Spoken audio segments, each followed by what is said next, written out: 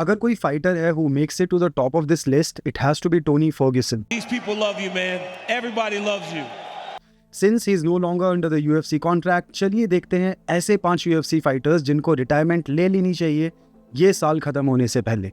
ये MMA record में green colour के लिए ही नहीं बट ऑल्सो इम्पॉर्टेंट है उनकी लेगेसी के लिए and how fans will remember them. तो चलिए बात करते हैं। जैरेड कैन्योनियर एट 40 ईयर्स ओल्ड, सिर्फ मुझे ही नहीं काफ़ी लोगों का ये मानना है कि किला गोरिल्ला जैरेड कैन्योनियर को रिटायरमेंट ले लेनी चाहिए।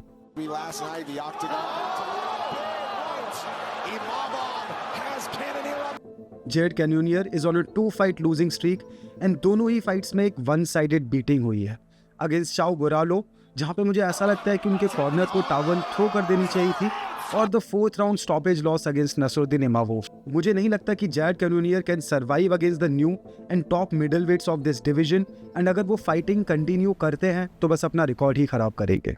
दूसरा फाइटर यान ब्लहोविच। Polish powerhouse Jan Blachowicz is one of the most loved fighters in the UFC. Yeah, give the belt Uncle Ayo, you know. But क्या आप जानते हैं he is 41 years old right now and next February में he will turn 42. Considering कि वो एक striker हैं, I really feel like उनको रिटायरमेंट ले लेनी चाहिए because for a striker usually hand speed और movement बहुत ही स्लो हो जाती है एंड ये हमें देखने को मिल सकता है उनकी नेक्स्ट फाइट में। अगर उनके रिकॉर्ड के बारे में बात करी जाए तो is the perfect time. A split decision loss against someone like Alex Pereira, draw against Magomed Ankalaev and a win over Alexander Rakic. The former light heavyweight champion Jan Blachowicz should not tarnish his own legacy by fighting again. Next fighter है रोज नामायूनिस। रोज नामायूनिस के बारे में मैंने पहले भी बात कर रखी है। Thug Rose is not thug any मोर।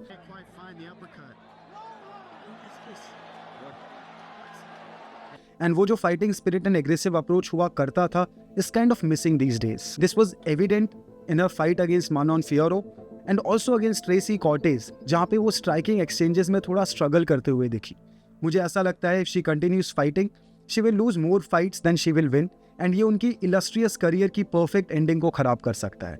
हालांकि she is 2-1 in a new division, but मुझे नहीं लगता कि वो चैंपियन मटेरियल है या फिर ज़्यादा देर तक टॉप पे सर्वाइव कर पाएंगे। And the last fighter has to be Gilbert Burns. Welterweight division की बात करें तो स्टीफन थॉमसन शायद ऐसे फाइटर है जिनको रिटायरमेंट ले लेनी चाहिए, but at least he is still a great striker.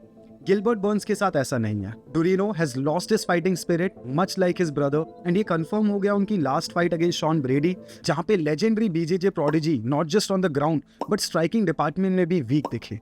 Eight 38 years of age and 3 back to back losses, इससे पहले कि नॉकआउट लॉसेस की स्ट्रीक स्टार्ट हो, आई फील उनको भी अपने ग्लव्स उतार देनी चाहिए। लेट मी नो आपको क्या लगता है और किस किस फाइटर को रिटायरमेंट ले लेनी चाहिए।